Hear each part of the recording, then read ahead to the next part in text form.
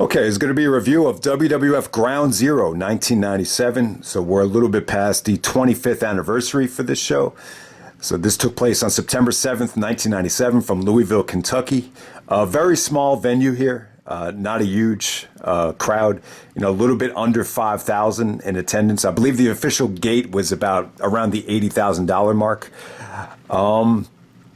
So yeah, I think at this time in 1997, you could definitely tell the business was, picking up, a lot higher than 1996 in terms of attendance and ratings, but still not anywhere near where they were going to get to in the summer of 1998. But yeah, I think the show is definitely worth reviewing. It's the 25th anniversary. It's the first, in your house to be, expanded to 3 hours.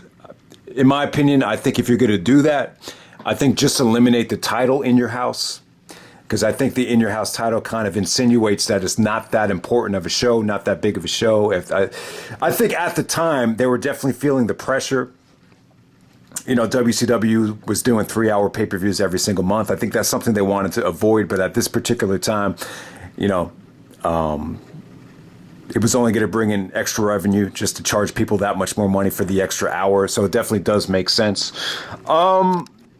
Also, this is the first poster Stone Cold Steve Austin, I think, was ever on for a pay-per-view. And, what really stands out about that is I'm just kind of still amazed at Austin's popularity. I really am. Like, it just seems like he doesn't get any, heat. There's really not a lot of bad things you could say about Austin. I think the two guys that really stand out is that just don't get like a lot of criticism and a lot of hatred in the IWC, YWC, whatever you want to call it. It's I gotta say, it's Austin and Bryan Danielson. There's very little criticism that really comes their way, and it's definitely well deserved, obviously. Yeah, what else really stands out about this show? Austin stuns Jim Ross for the first time. This is a little bit before the first stunner on Vince. What else really went on here? All right, so this is Brian Pillman's last pay-per-view. And it's the very first Shawn Michaels and Undertaker match. And we know how many people love the WrestleMania 25 match. So yeah, very historical show. And the funny thing is, it's probably not even the best pay-per-view that the WWF did in September of 97. And I would even say that the Raw from September 22nd was probably a much better show than this. I think Mick Foley actually proclaimed that the best Raw of all time. It's definitely up there as one of the most memorable Raws. That's the Raw when Austin stunned Vince and Triple H and Cactus Jack had their street fight. So yeah, there were shows better than this. This is still a pretty good show, though. I think the double main event is pretty good. There's still some memorable things about it, but I would definitely say this: they definitely struggled a little bit with the 3-hour format. It just felt like a lot of the show could have been cut, but yeah, let's get right into it. First match of the night, you got Brian Pillman taking on Goldust with Marlena. All right, the stipulation here was that if Brian Pillman won, he would get Marlena's services for 30 days as a personal assistant, and that's exactly what happened here. If Goldust won, then Brian Pillman will be gone forever.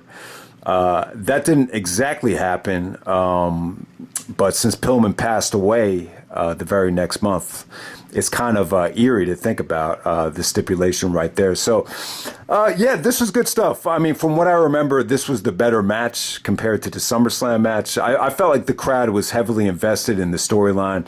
I think what really gave this some pizzazz is, Pillman insinuated that Dakota, Goldust and Marlena's daughter, was he was the father of it, almost similar to the Eddie Guerrero storyline. I believe they had done a storyline like this back in the territorial days. So yeah, I think it really got people invested in it. People really wanted to see Pillman win because of the stipulation. Goldust got a little bit of heat here, but nothing fancy, nothing spectacular from a wrestling standpoint, but just solid stuff. I really feel like this is probably the highlight of Pillman's WWF career in terms of like a singles match. I mean, the Canadian Stampede was great, but it wasn't great because of Pillman. But I just thought Goldust and Pillman, they delivered an engaging match, had an engaging story. I think the storyline definitely helped here. So Pillman actually goes over. He intercepts the purse And inside the purse is like this brick inside the gold purse from Marlena, and that's how Goldust gets pinned right there. Definitely one of the better things of the night. I thought this was really engaging stuff. And yeah, I mean, Pillman was actually wearing a dress after SummerSlam, but what was really cool was Pillman kind of, morphing Marlena into, more of a slut with the makeup and, kind of being, almost like his slaves or sex slaves, so to be, a little bit after this. But yeah, sadly, this is Brian Pillman's last pay-per-view, and we move on from there. All right, next up we got Brian Christopher, who's actually Jerry Lawler's nephew, taking on Scott Putski. Okay, so I believe Scott Putski is actually Ivan Putski's son. I've heard Taz, refer to Ivan Putski, the Polish Hammer, several times on commentary. So I believe this is his son, and he had a really good look. He looked a little bit like a smaller version of the Ultimate Warrior. Really jacked up, really tan. Unfortunately, he actually ended up. I think he ended up tearing his quad. It looked like he dislocated his patella. I think that's what Vince said on commentary. You could definitely tell, like looking at the kneecap, the bone was sticking out. It looked nasty. They probably shouldn't have showed it. I thought it was kind of in bad taste to have Jerry Lawler get on the mic and start, criticizing him, because it was a legit injury. And it just showed, I mean, this is how it happened. Brian Christopher did a crossbody over the top rope, and it looked like this kid was just a little bit too far back. And instead of landing on his chest, he landed on his leg. And that's what kind of did him in. So that just shows you how important spacing is when you're doing a spot like that. But yeah, nothing really, definitely a skippable match because of the injury. All right, next up we got Savio, Vega, Farooq, and Crush. This is a triple threat match. All three guys representing a stable. All right, I like the fact that it was a triple threat. This might have been like the first triple threat that they've done on pay-per-view. They didn't really start doing triple threat matches, for the WWF title, maybe not until you got to after SummerSlam 98 with Austin, Kane, and Undertaker. I think that's the first one to be done like in a main event. So this might have been one of the first ones done. And it might have been one of the worst triple threats I've ever seen. I just thought it was, this feud right here between the Disciples of Apocalypse, the Nation of Domination, and the Bodiquas, it's got to be probably the worst thing in 1997. What I appreciated is you kept all the stablemates out of the ring here, and you just narrowed it down to a triple threat. So that made it a little bit easier to watch. But I thought it was lethargic. There were spots where Crush was just standing around, just waiting, just walking around. The ending with Savio doing the spinning heel kick was just anticlimactic. Not a very good finish. And yeah. I would definitely avoid this. If you want to see a non-eventful triple threat match, this would definitely be it. All right, next up we got Max Mini taking on El Torito. This is kind of like one of those mini matches, midget matches, and I thought it was fun.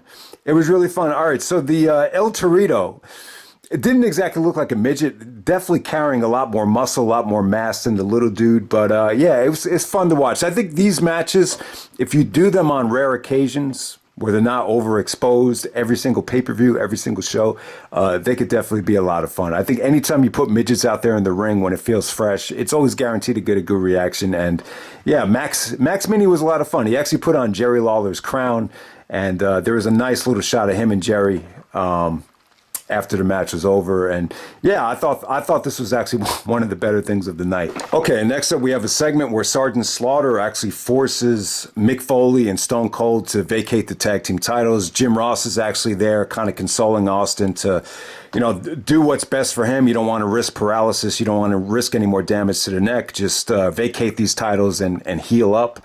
And then Slaughter, it really is funny because the initial beef with this anti-authority storyline with Austin, really, Slaughter was the commissioner. So it really felt like it was going to be Slaughter in Austin, not really Vince in Austin. So it just seemed like week after week, Vince became more and more heavily involved in the direction of the company in terms of Austin versus Vince. But yeah, the pop that Austin got, what was incredible. The funny thing is you couldn't even hear the glass break because it really wasn't mixed properly yet. There wasn't a lot of like boom to it. So the fans actually pop for Austin so loud that you can't even hear like the glass break. And then the music, obviously, there wasn't mixed as well as it was in 1998 and 1999. So yeah, that's what really stood out about this. But yeah, I mean, there's a lot to say here. I mean, Austin does not wrestle in a match, but this is one of the more memorable things of the night. It definitely boosts the score of the pay-per-view. It's just a great segment. This is before Austin ever stunned Vince, so he actually talks trash to Vince on commentary. But Vince doesn't get in the ring. He actually stuns JR, calls him like a fat piece of trash, and then he gives him the stunner.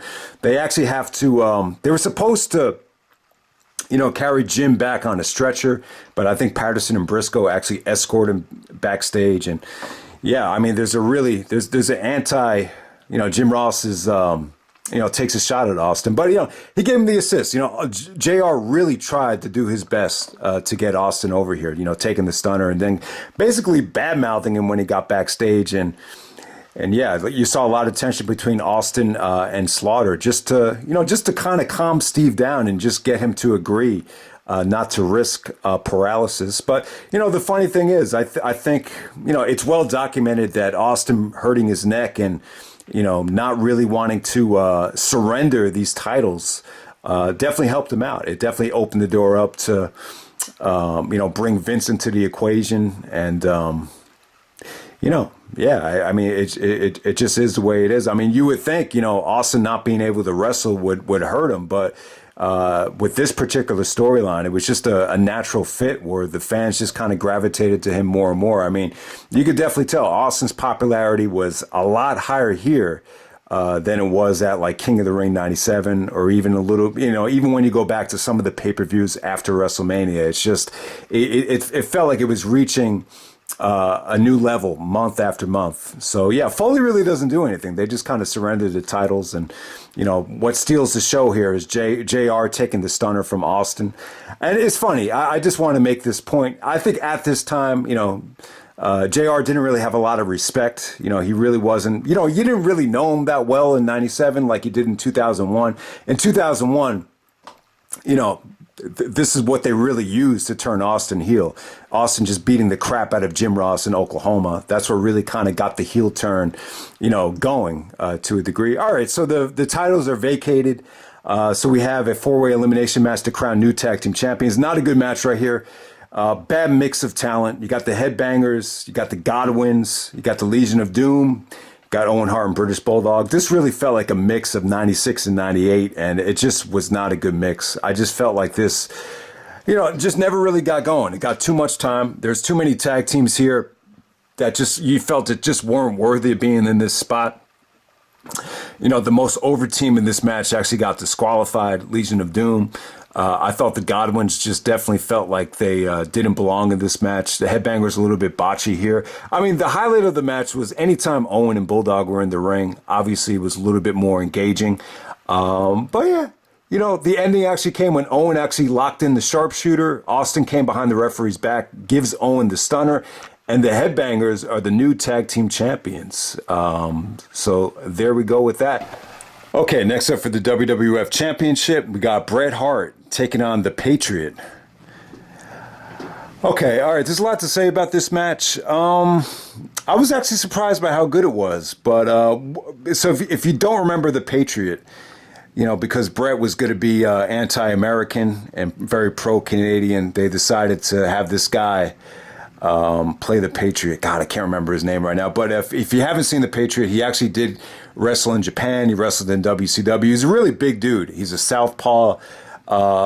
He was not clean. He was clearly on steroids. I believe he actually admitted to lots of steroid and cocaine use. He actually died, I believe, last year. But yeah, not a bad look in terms of the Patriot. Like he definitely had a unique look to him. The mask was a little bit.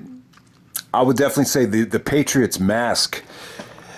It just looked a little bit outdated for that time. I think what the Patriot really made Vince realize was that, you can't just dress up anybody and have them play, Mr. Babyface or Mr. Americana and just have everybody buy into it. I think this particular market in Louisville, they were able to kind of get away with it. I mean, there was a little bit of booze to the Patriot, but I think had they done this match in Madison Square Garden, maybe even if they did it in Chicago, there's a good chance that he would have been booed out of the building. But in this particular audience, You could definitely tell Bret got a little bit of heat here, but it was still almost like 50-50. I mean, it was really kind of split down the middle in terms of the fan reaction for the Patriot. And I think more than anything, the Patriot really made Vince realize that when Kurt Angle came into the WWE, he probably needed to be a heel.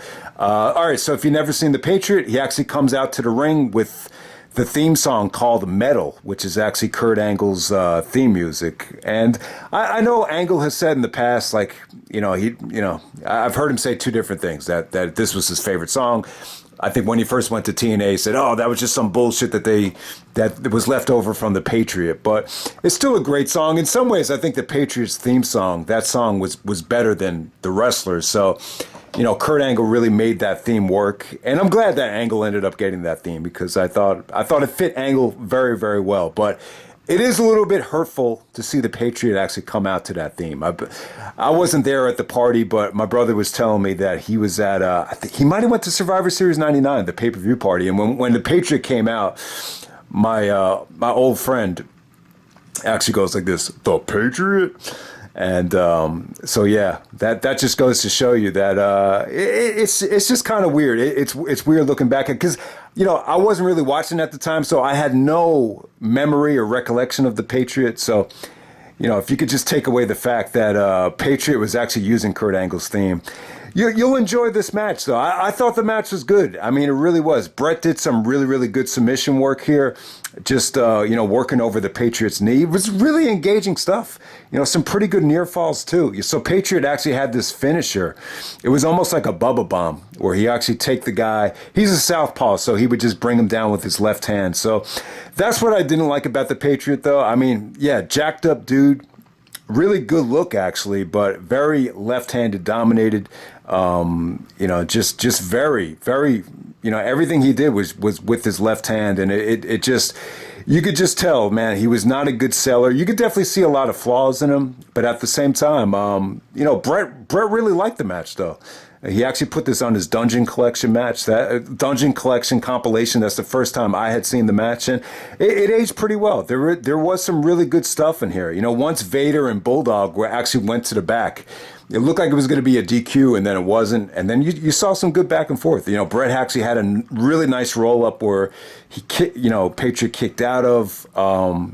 The finisher that the Patriot hit. It actually, there was a couple of really nice near falls where Bret actually got his foot on the rope. He actually did bust out the sharpshooter, and Bret actually reverses the sharpshooter, and he makes the Patriot pass out. So yeah, I liked it. I really liked it. You got a clean finish. You have Bret looking dominant here.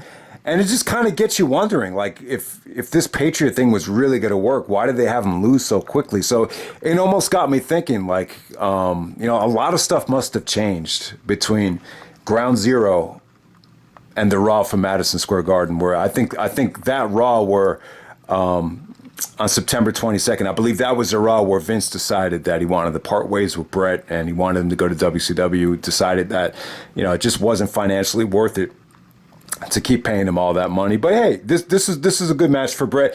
In terms of Shawn, all right, so the quote from Shawn was, and it's a little bit more accurate for the next pay-per-view, Bad Blood, than this one, but he actually did say that, he felt like he won the war with Bret because Bret is wrestling in tag matches as the champion, and I'm in the main event, with no title on the line. My counter to it, and maybe I talked about this before, but Bret is facing someone that's unproven. He's just kind of there playing a goofy American gimmick. Obviously there's no plans to put the title on him. So, you definitely understand it why it wasn't the main event. Shawn's wrestling someone that you could definitely argue is, this, one of the top, if not the very top, draw in the history of the company. On Shawn and Undertaker, I would probably put both of them on the Mount Rushmore. Okay, next up is the very first Shawn Michaels and Undertaker match. This is not a lumberjack match. I get why Shawn called it a lumberjack match. I think he called it that on that From the Vault, not really a documentary, but a compilation. There's just a lot of like craziness going on here with interference and the locker room basically comes out at the end of the match. So maybe that's why he called it a lumberjack match. But yeah, I mean, the first Shawn and Taker match, you definitely can't argue it as their best match. What this was really about was setting up the Hell in a Cell, reestablishing Shawn Michaels as a heel, establishing Degeneration X. The great part about this match is it really kind of, it showed you how much potential they had, though. You could definitely tell that they had something special here with Shawn and Undertaker. It's like a David versus Goliath feel, but it's a situation where both David and Goliath have an incredible amount of chemistry, an incredible amount of athletic ability. And, that's what you really saw from them here. They really weren't trying to have, the kind of matches that they had at WrestleMania 25. So if you love the WrestleMania 25 match, just don't expect anything like that. They weren't really trying to overdo it with the, super kick into a choke slam and, the brutal amount of near falls that you saw in that match. It doesn't come anywhere close if you're going to, try to compare it to, that roller coaster ride of a match. So, but yeah, what Shawn was able to do here, he was able to be the dirty heel again. You hadn't seen that, maybe since WrestleMania 11, but he's a little bit more seasoned here, a little bit more experienced.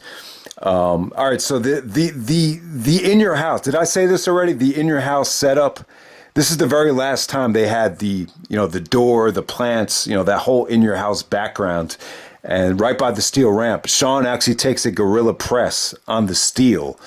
So that might have been an even more questionable bump than the casket shot. I mean, it looked pretty nasty. I don't know why he took that bump, but yeah, Shawn took some vicious bumps here. He's just kind of bumping all over the place for Taker.